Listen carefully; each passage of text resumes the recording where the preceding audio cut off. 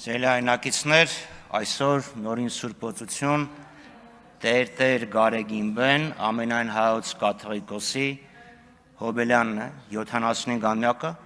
և ես որդիական խոնարհությամբ շնորհավորում եմ վեհափառ հորը ծննդյան կապակցությամբ, մաղթում եմ երկար կյանք, կորով և եռանդ, հավատավոր ժողովրդին այս փոթորկուն ծովու նավարկելու համար, առաջնորդելու համար։ Հիմա անդրադառնամ, չէ, իմ ասածը կրոնական տեքստ չէր, ամեն պետք չի ասել դրանից հետ։ Անդրադառնամ օրակարգային հարցին։ Ֆինանսավարկային հանձնաժողովը մանավանդ երբ հարստացավ մի կոմպոնենտով, այսինքն պատմական արդարությունը վերականգնվեց եւ հարկային քաղաքականությունը եկավ այս հանձնաժողով, իրոք կարևորագույն առաքելություն ունի։ Անդրադառնանք բանկային համակարգին։ Երեք հրապարակված ուրեմն հաշվետվություններով ֆինանսական հատվածը ու բանկային եւ ապահովագրական կազմում էր հնայի 19%-ը։ Սակայն պետք է ընդունենք, որ այս հսկայական թվի տակ մենք չունենք ֆինանսական համակարգի բազմազանություն։ Ֆինանսական գործառույթները կենտրոնացված են բանկային համակարգում եւ ես խորապես համոզված եմ, որ դրա պատճառներից մեկը կենտրոնական բանկի քաղաքականությունն է։ Մեգա ռեգուլյատորը ճնշում է ոչ բանկային ֆինանսական հաստատությունների զարգացումը։ Նայենք մեր բորսային, ծավալները։ Ես կարծում եմ, որ ցանկացած սուպերմարկետ մի օրում ավելի մեծ շրջանառություն ունի, քան թե մեր բորսան։ Եվ զարմանում եմ եւ շատ հիասթափված եմ, որ կառավարությունը իր ծրագրում, որ ներկայացրել է, չի խոսում ընդհանրապես բաժնետիրացման մասին, ձեռնարկությունների բաժնետիրացման եւ բաժնետոմսերի շուկայի զարգացման մասին, խոսքը գնում է միայն պարտատոմսերի շուկային։ Իսկ ինչ պատկեր ունի բանկային համակարգի եւ վարկային կազմակերպությունների տրամադրված վարկերի պորտֆելը։ Դե մի քանի անգամ ասել եմ, ելի եմ ասում, եթե կենտրոնական բանկից լսում են, ձեր կայքի նոր վերսիան շատ գեղեցիկ է, փումփուլիկներ կան շատ սիրուն, բայց տվյալները գտնելը հատուկ հետախուզական հմտություններ է պահանջում։ Անտրամաբանական է, որ վարկային պորտֆելի 1/3-ը սպառողական վարկեր են, ընդ որում փոքր սպառողական վարկերը ամենամեծ մասն ունեն եւ չգործող վարկերի սպառողական անուսալի էլի փոքր վարկեր են,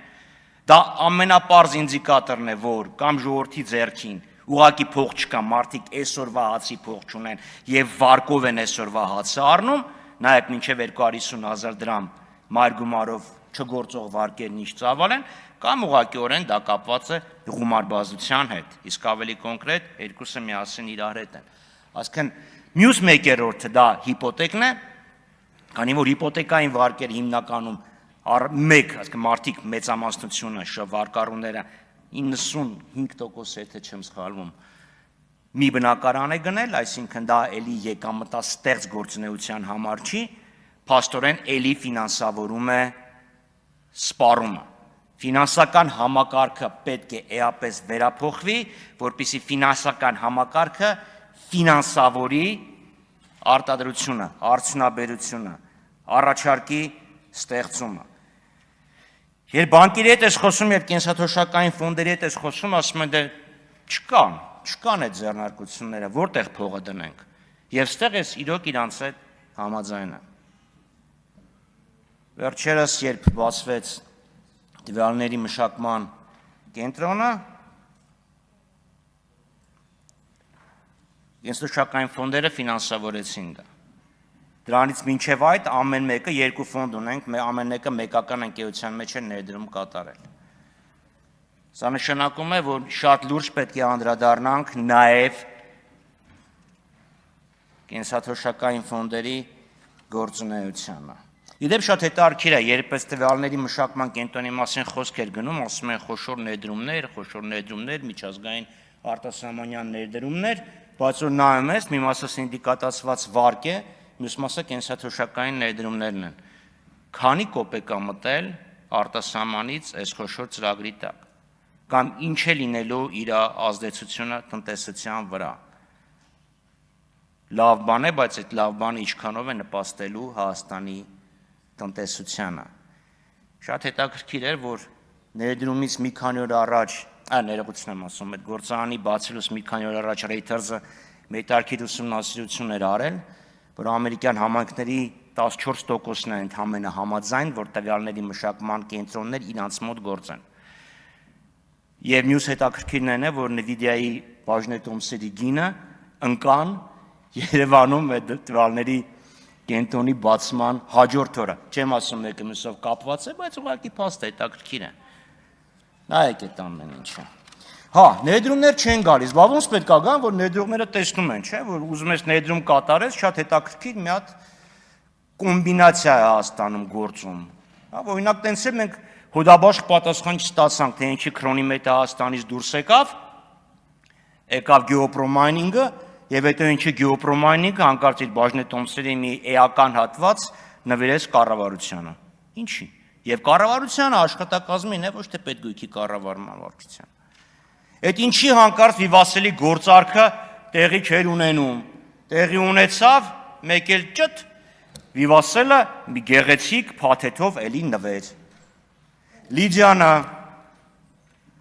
քանի տարի գործարք չէր, քանի տարի լիցենզիան չէր հաստատվում, մեկ էլ մի գեղեցիկ փաթեթ տալուց հետո հաստատվեց։ Ֆինանսական համակարգում դա կոչվում է ռեյդերություն։ Մյուս խնդիրը, որին կուզենայի անդրադառնալ, արտաքին պարտքը։ Այստեղ ասում են, հա, արտաքին պարտքը կա, բա ինչա, մենք սպասարկում ենք, պարտքն հարաբերությունները մի պա բարձրացավ, հիմա էլի ընկնելու վրա է։ Նախ հիշեցնեմ, որ անցյալ տարի փոխեցիք օրենքը եւ առնվազն 2-2.5%-ային կետով պարտքն հարաբերությունը դրա արդյունքում բարելավվեց։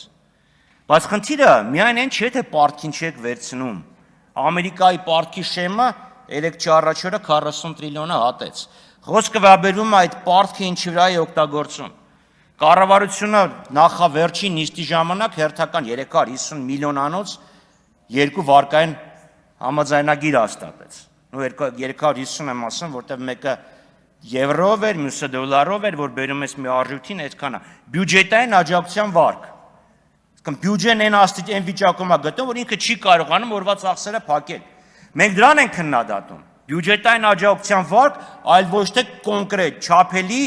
հստակ արդյունք ունեցող հետագծելիություն ապահովող վարկեր, որոնք օրինակ գնում են տնտեսական պոտենցիալի աճին, մեծացմանը։ Մեր ֆրակցիան կողմ է քվեարկել օրինակ հյուսիս-հարավի շրջանակներում թունելի կառուցման համար վերցված վարկին։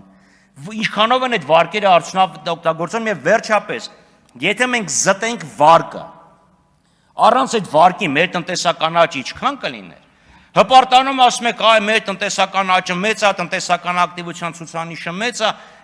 եթե հանենք վարկերը ինչքան կլիներ։ Այս տարի վարկերի սպասարկման եւ մարգումարի մասնակի մարման գումարը 1 տրիլիոն է կազմելու։ Պետական բյուջեով նախատեսված է, որ մեր եկամուտները 3 տրիլիոն են կազմելու։ Այսինքն ստացած ամեն մի 3 դրամից մեկը տալու ենք պարտատերերին։ Մյուս խնդիրը հարկերն են։ Հայաստանի հարկային համակարգը պետք է վերանայվի։ Միկրոձեռնարկությունները, փոքր եւ միջին ձեռնարկությունները պետք է ավելի արտոնյալ հարկային ռեժիմով հարկվեն։ Ձեր իշխանության, ձեր կուսակցության ղեկավարը, ձեր նշանակած կառավարության ղեկավարն ասում էր հարկային համակարգը նենց արված, որ փոքր ձեռնարկությունները չաճեն։ Նախ ով ասես, որ բոլոր փոքր ձեռնարկություններն ուզում են աճեն։ Լրիվ այլ խնդիրներ կան։ Եթե ասում են մեծ ձեռնարկությունները իրանց քողարկում են, փոքր ձեռնարկությունների են բաժանում իրանց, մասնատում են, հարկային պլանավորում գնում, հանցագործությունը հանցագործներին բռնեք եւ դատեք։ Ոչ թե բարեխիղճ փոքր ձեռնարկություններին պատժեք։ Այս 15 վայրկյանում փորձեմ մի հարցին անդրադառնամ, լավ։ Նենց զարմացած եք ասում, բանայք, որ ստետ մարդիկ այլ կուսակցություններով են եկել, այս կողմ, են կողմ, մեկը հանրապետական ա եղել, մեկը Բարգավաճ եւ այլն։ Հետ եմ նայում, պարոն Կոնջորյան, երկու կուսակցություն։ Ժամանակն ավարտվել է, պարոն Խաչատրյան։ 15 վայր։ Այ հենց այդ պահին էլ պետք է ավարտվեր։ Ուրեմն ԿՊ-ի մի տեղակալը նախագահի, նախկին հանրապետական է,